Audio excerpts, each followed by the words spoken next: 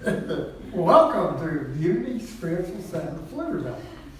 And today we're talking about life and how to deal with people. Anybody familiar with that problem?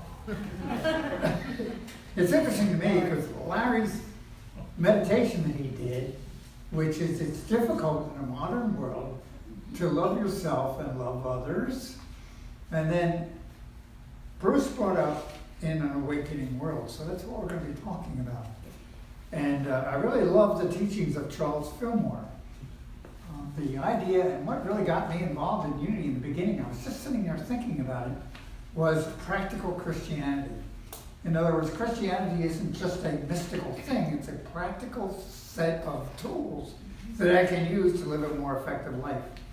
And so when you start dealing with the New Testament, and what Jesus said, it's amazing what comes out. So that's what we're going to do.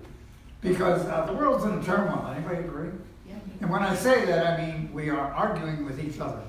All you have to do is turn the TV on and you'll get at least, 10 different arguments about different sides of different things.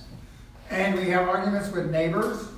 Anybody agree that families get into arguments? Spouses do. So we've got a world full of disagreements. And our normal reaction, the way we've been trained, is to make the person wrong, to actually create anger, hate, upset, and maybe even some revenge. I'll get back. Okay? And then we wonder why life isn't working. And so what I was doing is looking at that and looking at the practical aspects of Christianity and back to what works and what doesn't work. Now, law of attraction says what you think about, what you speak about, you create. So let's go, you ready? To Jesus in the Sermon on the Mount, where in Matthew 7:2, when he said, are you ready? He said, "Judge not that you may not be judged. For with the same judgment that you judge, will you be judged, and with the same measure with which you measure, it will be measured to you." Which means when you curse out your neighbor, it's coming back to you. Clear enough? Yes. Now, that's a difficult thing in the modern world. That's why I love the conversation you were using. In the modern world, it's difficult to love yourself, number one, and to love your neighbors. Because it's totally contrary to what we've been taught to do. Now, one of the interesting things, those of us that are involved in the Course of Love very clearly says the time for learning has ended and the time for inner knowing is here. And what have we learned? We have learned competition, get back. Anytime somebody discourages you or disses you, you have to diss them back. So we are trained to do that, and it's automatic. And what Jesus is saying is that doesn't work. What works is when giving good measure. So if we give good measure, we get good measure back. Now, I don't know about you, but everybody's looking for the key to life. And everybody's looking for how can I be happier? How can I be more prosperous? How can I be healthy? How can I be loving? How can I have great neighbors and great relationships? It's right there. Agreed? In other words, what I put out is what I get back. It's one of those basics. Yeah. And it amazes me, and sometimes I think we talk about it too much. If anybody agree, we don't talk about it enough. Because we are so deeply ingrained in what the modern world is telling us that we forget the truth is Jesus said, "Thou shalt love thy neighbor as thyself." And that's when things start working for you. So the basic law of attraction is simply, judge not, lest you be judged. Because when we judge, we're getting judged. Now, that doesn't mean that, like if I'm going to pick on Bruce again. But if I say disparaging words about Bruce, doesn't necessarily mean that Bruce is going to give it right back to me. He could, probably would, but it's okay. But what it does is it sets up an energy. See, here's the thing to understand. There's subtle energies in the universe. And those energies are there. Quantum physics has talked about the idea that the energies that we put off change events, change things. So the idea is that there's subtle energies, and we are senders and receivers of energy. One of those energies is love. And one of the great energy of God is love. And so when we send love, what do we get back? Love. Now, it's easy to say it. Problem with it is, how do we put it into a vehicle that we can use? Okay? And in doing that, it's very, very interesting. A lot of you know that Madeline and I do a lot of counseling, or have done a lot of counseling in the past. And one of the things that we have learned to do is teach ourselves and teach others when I have a disruptive influence. Anybody familiar with disruptive influences? I mean, nobody has a family with that in it, but it's, you know. And one of the keys is learning to take that individual into your mind and surrounding them with white light. Because white light is a metaphor for spirit. White light is a metaphor for purity. White light is a metaphor for all that's good. So when I surround somebody in that energy in my mind, hold it there and then release it, what am I doing? I'm holding them in the light of God. And in the light of God, things mysteriously change. Now, that's not you talk about woo-woo, that's woo-woo. But it works. Anybody tried it? And if you haven't tried it, do it. So when we say, love thy neighbor as thyself, love the Lord thy God first, which means I have to accept that I am a child of God. One of the biggest issues is accepting. If you really, really read, and I suggest please read the red letter edition of the New Testament, which is all the words that Jesus said, and it's amazing how many times he has used the word accept, accept, accept. One of the stories is the woman who had an issue of blood, and she reached out and touched his robe and was healed. Now, he didn't know who it was, but he could feel the transfer of energy, and she was healed immediately. And he turned around and said, thank you. Who is it that did that? And she said, it was me. And he said, by your faith are you healed. So she had to reach out and say, yes, I believe this can occur. And when she did, she was healed. So it's an acceptance. It's not, see, a lot of us know. A lot of us have been trained in all this stuff. I can't tell you how many times I've had somebody tell me, well, I've been in Unity for 30 years. Okay, that's great. How's it working for you? How's it working for you? Okay, and are you working it? Are you applying it? Are you doing the work? It's a very, very interesting conundrum for me that generally, when life's not working for me, who's creating the not working for me? Me.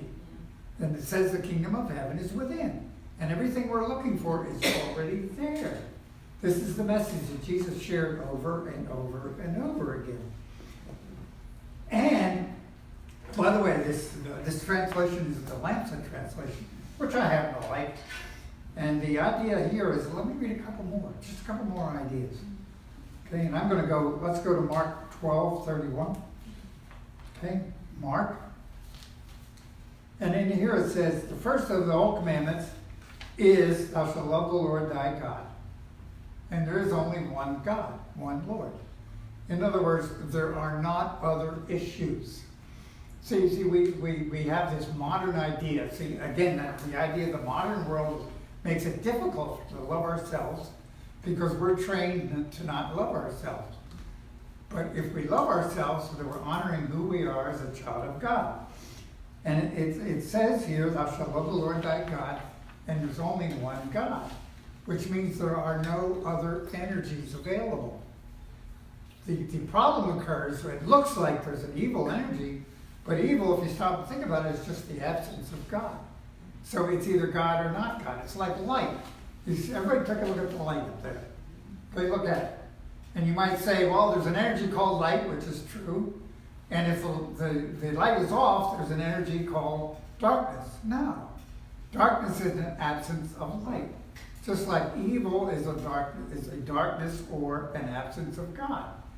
So we are either bringing God into our life, or we're ignoring God, or we're denying God. So in the modern world, this is the idea. Thou shalt love the Lord thy God with all thy heart, and there is only one God. And thou shalt love thy neighbor as thyself, which makes it very interesting. Anybody agree we have some neighbors that are difficult to love? Hello? It isn't easy. It really isn't. but it's a whole new way of learning. That's why I love when Bruce said there's a new awakening going on. If you look at the world around you right now, matter of fact, if you turn TV on, anybody agree you're going to hear lots of opinions? Oh yeah, I have to stop. You have. And see, everybody has an opinion, but the opinion comes from their background, their growing up, their studying, their learning, okay? And if you take it all and put it in one big mess, probably the truth is there. And the truth is, all there is God, there isn't anything else. And once I let it go, I can return to the Father. See, the whole idea is the parable of the prodigal son returning to the Father. So how do I do that? How do I make life work? How do I make life happy? How do I make things work for me? And I start loving myself. Everybody there? And I start loving my neighbor. I might even, now, here's, ready for an exercise? You might even want to consider this. Pick the opposite political party and find somebody to pray for the next week. Oh yeah, that's great. Everybody take a deep breath. That's good. Yeah, that guy. Yeah. Or yeah, that lady. Okay, because that's what it says. There are no enemies. There are no people that are wrong. The only thing we are is different opinions from our learning. And of course, the love says the time for learning has ended. It's over. The only thing there is within you, the Christ self is guiding you to where we need to be. And it's a whole new way of living in the world, which means loving your neighbor as yourself. So it literally means taking the time to, if I am upset with somebody, I need to slow down, let it go, surround them with white light, and release it and let it go to God. You see it? Now, how many people can I be upset with? Oh, a lot. Yeah, it's thousands. Okay, and the whole world is out there hating each other. And we wonder why things aren't working. Do you see it? And so there is a spark of light within you. There's a spark of light within me. And we can really awaken this new world. But it's going to take time. Now, could it happen overnight? Yes, I believe it could. And I believe this is a group for good, just like people that are looking for. People are looking for the answer. And see, to me, Jesus had it 2,000 years ago. Thou shalt love thy neighbor as thyself, which becomes difficult in a modern world. Larry, it's perfect. You know, stop and think about it. Is it difficult in a modern world? Yes. However, what's the key? And the key is, 2,000 years ago, Jesus said, love thy neighbor as thyself. Now, if I'm not mistaken, if you're willing to take the time, go through all the other basic scriptures, and I'm willing to bet, as a matter of fact, I know you find the same thing. Thou shalt love thy neighbor as thyself. Do unto others as you would have them do unto you. Which means the key to success and happiness and joy and abundance and health is loving everybody no matter what they do. Now that last tag is the difficult part, no matter what they do. Now, I don't know about you, but in my family, I've had people I didn't get along with, yes? And who's wrong? See, I have to ask myself that. Who's wrong? And it could be just me being obstinate about something from my past childhood or my past event, or it could have been somebody that wronged me 40 years ago, but I'm projecting that onto this person. So we're dealing with that all the time. So the answer is to let go and let God, which is a phrase we use over and over again. But I'm asking us to take it seriously this next week. Okay, now, we can talk about this for a while. But the main thing I want to get to is this idea of, for the next week, barely, believe me, just pick one person. And I use the term opposite political party. It could be your next door neighbor, could be that ex-spouse, could, somebody that really gets under your skin, and pray for them for the next week. Is anybody willing to take that on? Sure. Okay. Now, here's the idea. We call it practical Christianity, which means you have to do something. Okay? A lot of people think you can sit on your rear end in church, and if you're in church, everything's gonna work out good. And it really, I appreciate you being here, I love you, thank you. You give me things to do. But then the next step is to take the ideas and do something with them. Bring them into life, make them part of who we are. And it's like, it's like AA. Okay, in AA, there's a system to follow, and once you start following the system, things start straightening out. So the system with us is prayer time, meditation time, affirmations, affirmative prayer, hanging around like-minded people instead of the other kind of people, and praying for others. So in my work, I pray for you, because you are great folks. We've got a church we're going to build down the road there. Does everybody see it? So, I'm going to ask you the next week to bring that into your consciousness. I had a long talk with Randy Kaler, who's our construction superintendent, and he's already making some subtle changes to it. He's going to make it bigger. He's funny. He's too much. You know Randy. And you know when Randy starts thinking, we're there. Is it in his mind? Yeah, it is in his mind. Nothing He's already else. talking about the legacy that you folks are building. Do you understand that this church is starting new? Now it was incorporated originally in 1975. We've been through a bunch of stuff. And they brought me in, 5 years ago? We're still out. And that building is like the beginning of a whole new series of things. So I want you this week, 2 things. Number 1, pray for somebody that isn't in your love network, if I can use that terminology. And then also see our new building and see us happy in that building. Okay? Because really, and stop and think about the power that you hold as a child of God. You are a child of God, expressing divinity in all ways. Your heart is transmitting love, and it's also transmitting the other issues if you choose to do that. But I'm asking you this next week, let's transmit love, and let's make a difference instead of the other side of things. So I love you dearly, and together we're doing great things, we really are. I feel I need to talk at least for another hour, but I better shut up. Because, this whole thing is so simple and so easy, and at the same time, it escapes our day-to-day beliefs. So I'm asking you to shift and start, let's create that new world awakening by shifting how we look at our friends and neighbors as loved ones rather than enemies. Thank you. I love you and I appreciate you.